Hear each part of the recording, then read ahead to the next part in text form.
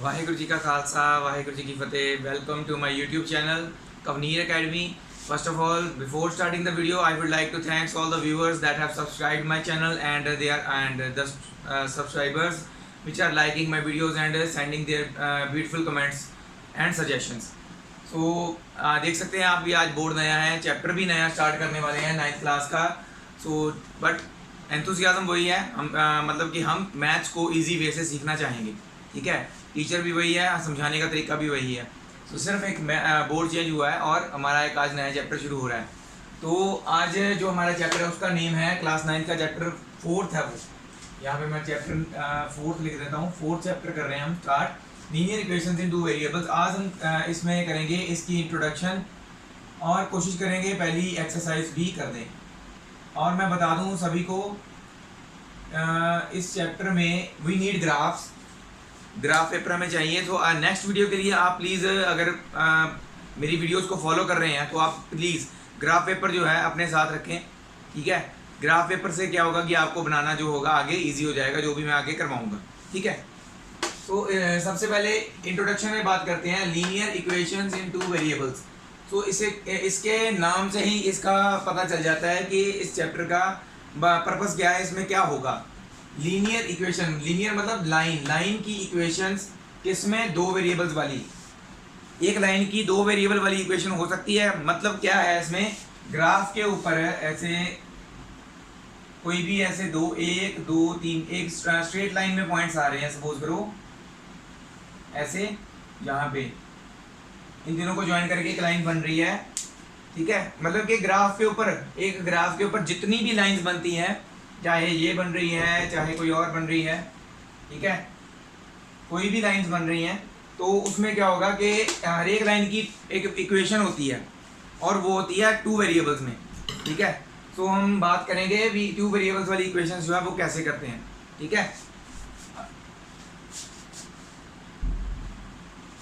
सो मैं बता रहा था इक्वेशंस जो होती हैं टू वेरिएबल्स में होती है। तो कैसा, क्या मतलब कि ये लाइन जो है दो वेरिएबल्स के हेल्प से बनती है। आपको पता है भी, हम जब भी कोई ग्राफ पे बनाते हैं ना, पॉइंट्स बनाते हैं, दो एक्सेस होती है हमारे पास, एक एक्स एक्सेस होती है, एक वाई एक्सेस होती है। X X dash Y Y dash होती है ना। तो ये दो हमारे वेरिएबल्स हैं एक्स और वाई। इनके कोऑर्डिनेट्स जो होते हैं वो एक पॉइंट को बनाते हैं। जैसे एक पॉइंट हमें बनाना है 2,3 सपोज करो, तो ये अगर वो यहाँ पे बन रहा है ग्राफ पे, ये 3 है ये 2 है, ठीक है, तो ऐसे ही कोई और पॉइंट्स भी बनते होंगे और इनको ज्वाइन करने से कोई एक लाइन बनती होगी। ठीक है, तो दैट मीन्स एक्स और वाई की कुछ ना कुछ वैल्यूज होती हैं जिससे ये लाइंस बनती हैं। तो ये क्या वैल्यूज होती हैं, कैसे हम एक लाइन को टू वेरिएबल्स में शो कर सकते हैं, कैसे हम उसको यहाँ पे ड्रॉ कर सकते हैं, सभी कुछ इस चैप्टर में पढ़ेंगे हम।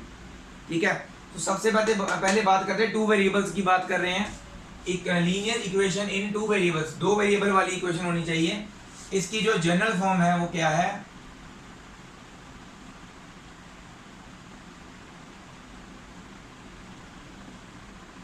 ax plus by plus c is equal to 0। So this is the general form. ये बहुत इंपॉर्टेंट है, इसको याद कर लेना है। इसके रिलेटेड क्वेश्चंस भी आएंगे आगे। हमने क्या करना है इसके रिलेटेड, ये हमारे दो वेरिएबल्स देखो कौन कौन से हो गए, एक ये है और एक ये है। ये दोनों क्या है, वेरिएबल्स। और a b and c these are the real numbers।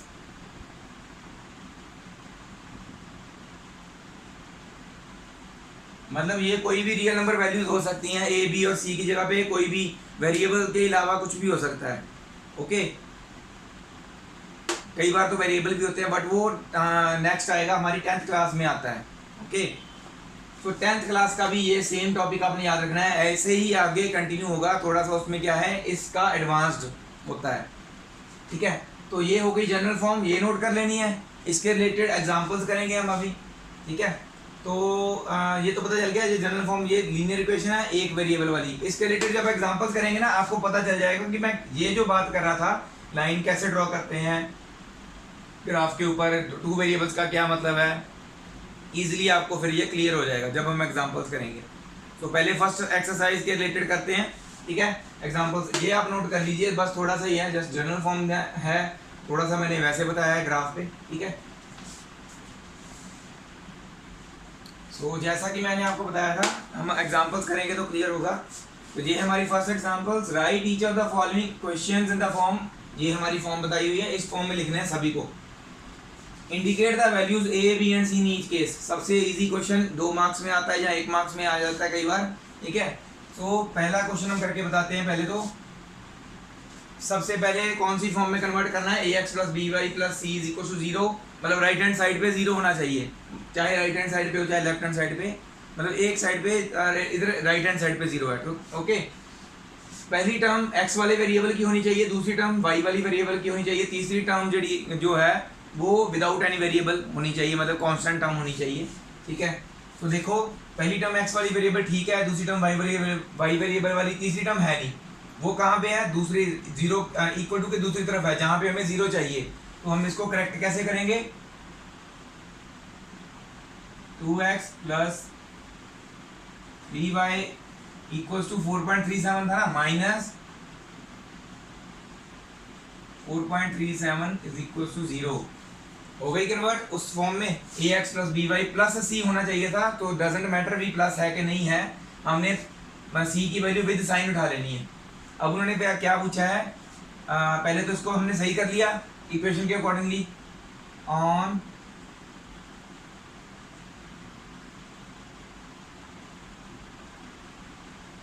Comparing the above equation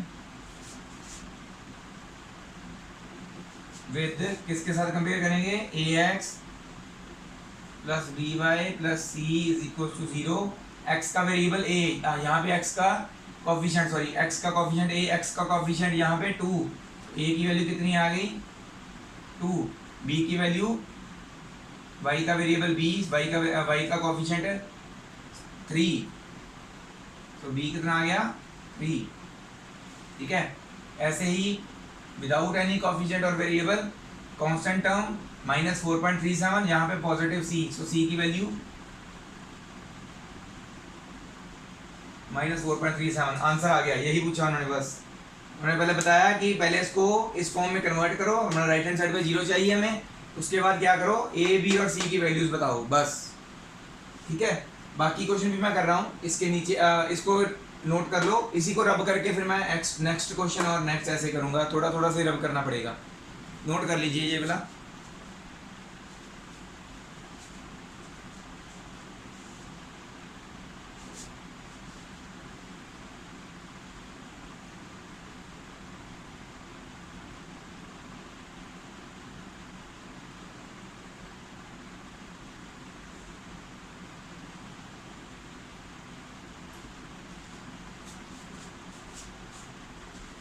next question ये हमारा ये वाला है ना, इसमें क्या है देखो, राइट हैंड साइड पे 0 चाहिए, मतलब इसने तो इधर आना ही आना, ये तो पक्का क्लियर है, बट पहले नंबर पे चाहिए x वेरिएबल वाली टर्म, तो पहले x वाला है, ठीक है। दूसरे नंबर पे y वेरिएबल वाली टर्म चाहिए जो कि राइट हैंड साइड पे पड़ी है, उसको इधर लेके आएंगे, ये पॉजिटिव है ना पूरी, इधर आके नेगेटिव हो जाएगी, तो माइनस √3y, पहले y वाली आनी चाहिए थी ना टर्म, तो पहले मैंने वही लिखी है, मतलब कि ये दोनों साइड साइड में हो गए, इनके बीच में ये आ गई, तो -4 खिसक के थोड़ा सा साइड में हो गया, -4 आएगा बाद में, थोड़ा सा साइन नहीं चेंज होगा क्योंकि हमने इक्वल टू के दूसरी तरफ इसको नहीं लेके गए, अगर इसको दूसरी तरफ लेके जाते तो इसका साइन चेंज होता। हो गई है सिंपल फॉर्म में कन्वर्ट। अब इसको कंपेयर किया इसके साथ, x का वेरिएबल, x का कोफिशिएंट यहाँ पे कुछ नहीं है, यहाँ पे a है, मतलब कि अगर कुछ भी ना हो तो क्या होता है 1, y का कोफिशिएंट ये पूरा, तो b की वैल्यू क्या आ गई -√3, इसी तरह से c विद साइन ये पूरा -4 आ गई c, ठीक है। ये वाला तो आप कर ही लोगे ना, ये दोनों चाहे तो इधर ले जाओ या फिर ये इधर ले आओ, क्योंकि ये दूसरी तरफ 0 हो जाएगा तो इक्वल टू 0 दूसरी तरफ भी लिख सकते हैं, ठीक है, 4 को इधर ले जाते हैं, तो जैसे मर्जी आप करके इसका आंसर मुझे करके बता सकते हैं। ये वाला भी वैसे इजी है, मैं वैसे इसको सॉल्व करके बताता हूँ कैसे होगा ये, बाकी तो आप कर ही लेंगे। इसको कैसे करेंगे, पहले एक्स वाली टर्म चाहिए, फिर वाई वाला इधर ले आएंगे क्योंकि वो उधर तो कुछ नहीं चाहिए हमें, माइनस वाई हो जाएगा इधर आके। और एक कांस्टेंट टर्म भी चाहिए थी हमें जो यहाँ पे नहीं है। जो चीज़ यहाँ पे नहीं है तो उसको हम क्या लिख सकते हैं, ज़ीरो। तो इक्वल टू के दूसरी तरफ भी क्या बचा था, क्योंकि वाई इधर ले आए थे, वो भी ज़ीरो हो गई कन्वर्ट। ए की वैल्यू टू, बी की वैल्यू, ये यहाँ पे कुछ नहीं है, -1 आ जाएगा ना, -1 बाई ये बी की वैल्यू हो जाएगी, और सी की वैल्यू 0 इस वाले में। तो ये पूरा ऐसे जैसे मैंने लिखा है वैसे आपने खुद लिख लेना है। एक और मैं आपको बता देता हूँ, कई बार क्वेश्चन क्या आता है, ऐसे आ जाता है 2x + 7 = 0। ऐसा क्वेश्चन एग्जाम्पल हम ले रहे हैं, वैसे ही ऐसे क्वेश्चन को कन्वर्ट करने को बोल देते हैं इस फॉर्म में। तो इसमें क्या है, बी वाई वाली टर्म तो है ही नहीं, तो जो टर्म नहीं होती ना सेंटर में होनी चाहिए थी, +0y लिख देंगे हम उसको। अगर x वाली ना होती तो प्लस यहाँ पे स्टार्टिंग में 0x लिखते, और b वाली फिर टर्म y वाली टर्म जो होती वो लिख लेते। यहाँ पे y वाली टर्म नहीं तो 0y लिख देना है। 7 को खिसका के साइड में कर दिया, तो यहाँ पे a की वैल्यू ये है, b की वैल्यू 0 है, और c की value 7।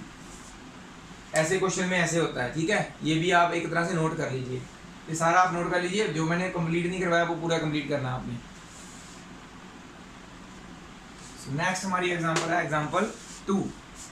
Right each of the following as an equation in 2 variables. हम अब करना ये पहले की तरह ही है, बट उसमें क्या था, सिर्फ हमने एक एक्स्ट्रा स्टेप किया था, ए बी और सी की वैल्यूज फाइंड आउट करके बतानी थी। यहाँ पे भी हमने उसको वही इक्वेशन जो हमने पहले लिखी थी, उन्होंने क्वेश्चन में मेंशन की थी ax + by + c = 0। यहाँ पे मेंशन नहीं की हुई, बट पूछ वही रहे हैं। कई बार क्वेश्चन में क्या होता है, मेंशन नहीं करते।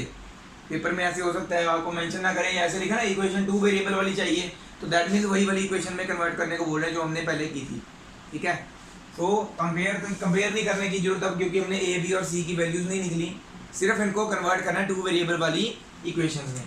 तो यहाँ पे देखो x वेरिएबल है, y नहीं है, तो ये पहला क्वेश्चन कैसे होगा, x + y वाला तो है ही नहीं, तो मैंने बोला था जो नहीं होगा उसको क्या लिखेंगे, 0y, 0 × y। और ये -5 उधर नहीं चाहिए हमें, राइट हैंड साइड में 0 चाहिए था, तो -5 इधर आ जाएगा, लेफ्ट हैंड साइड पे +5 हो जाएगा, ये = 0 कन्वर्ट हो गई। ऐसे ही ये वाली करनी है।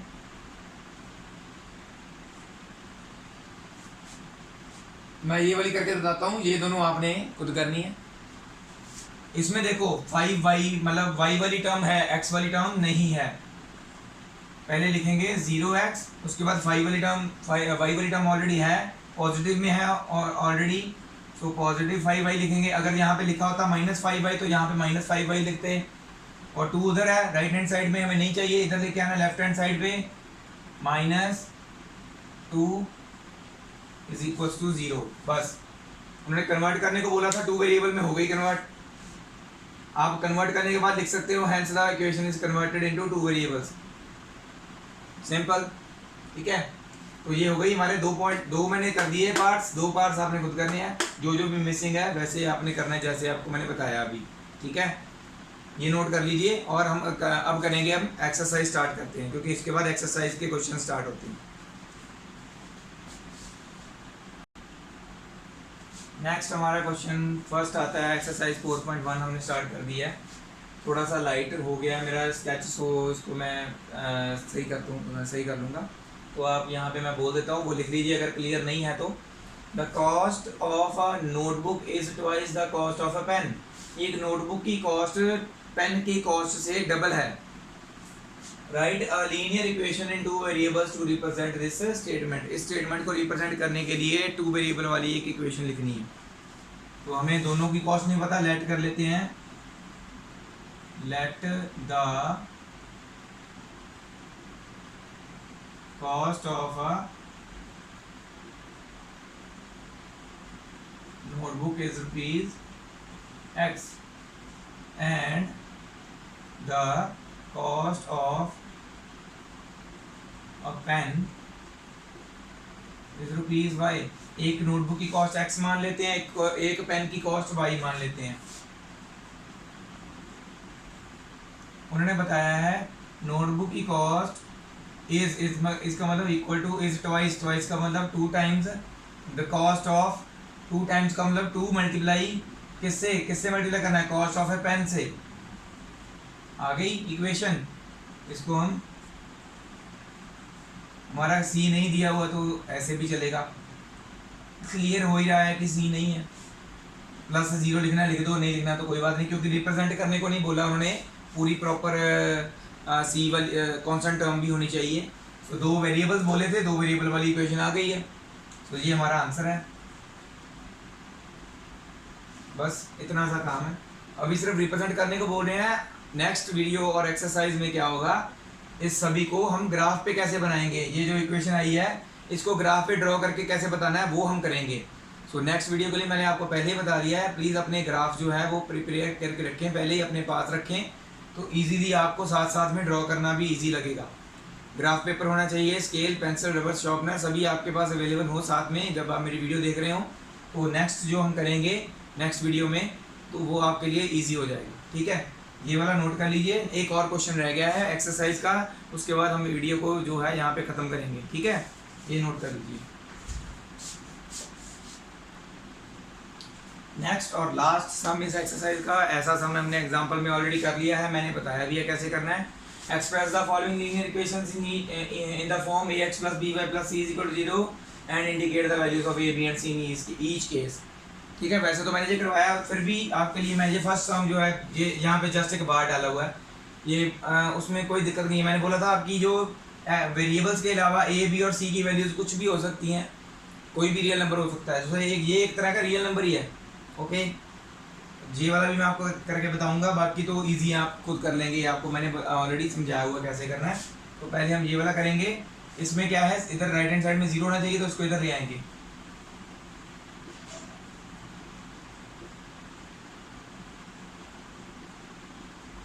हो गई कन्वर्ट उस फॉर्म में। अब क्या लिखेंगे, वही वाला सेम, ऑन कंपेयरिंग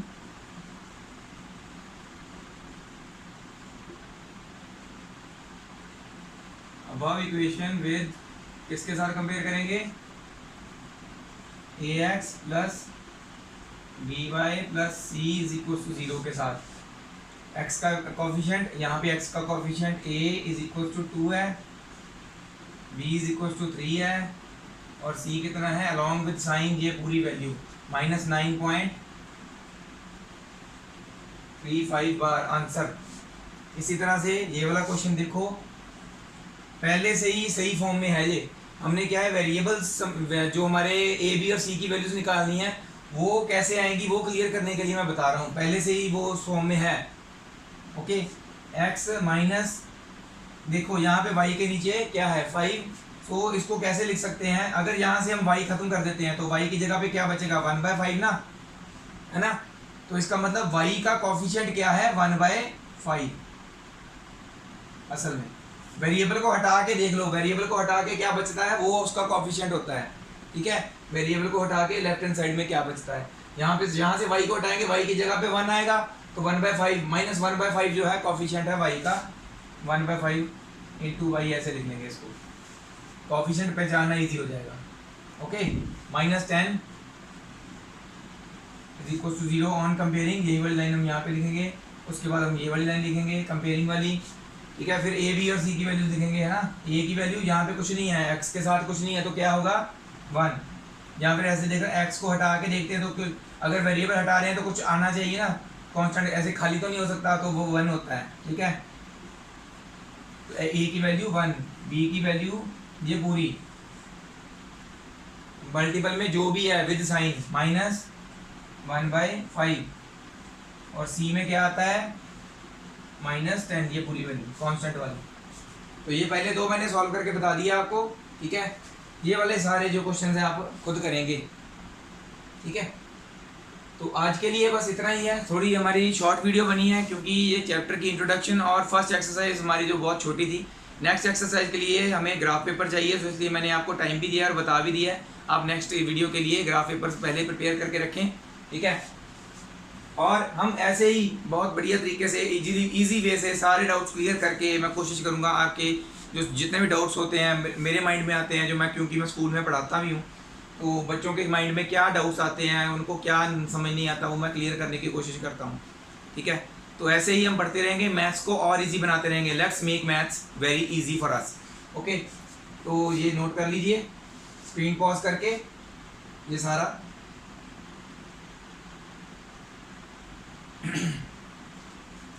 मेरी वीडियो देखने के लिए बहुत बहुत आपका थैंक यू, और ऐसे ही मुझे सपोर्ट करते रहिए। मैंने ये बोर्ड जो है ये चेंज करने की दो वजह है। एक तो मुझे वैसे भी अपना इंक्रीज़ करना चाहिए, इम्प्रूव करना चाहिए। दूसरी बात ये है, मुझे कुछ व्यूअर्स ने कहा भी था कि जो मैं जो वीडियो पहले बनाता था वो बोर्ड बहुत छोटा होने के कारण मेरा फेस जो है वो ज़्यादा फोकस में आता था, फोकस ज़्यादा हिलता था। इसमें क्या है कि अब बोर्ड बड़ा है तो इसमें फोकस ज़्यादा यहाँ पे होगा, तो मेरा फेस जो है आपको जब मैं आगे आऊँगा तभी ज़्यादा दिखेगा, अदरवाइज तो नहीं दिखेगा। ठीक है, तो ये थोड़ा क्लियर हो जाएगा आपके लिए, और इजी बनाता रहूँगा। आप ऐसे ही मुझे अपनी सजेशंस देते रहिए और ऐसे ही आप सपोर्ट करते रहिए। Thank you very much again for watching my channel Kavneer academy and keep supporting me like this.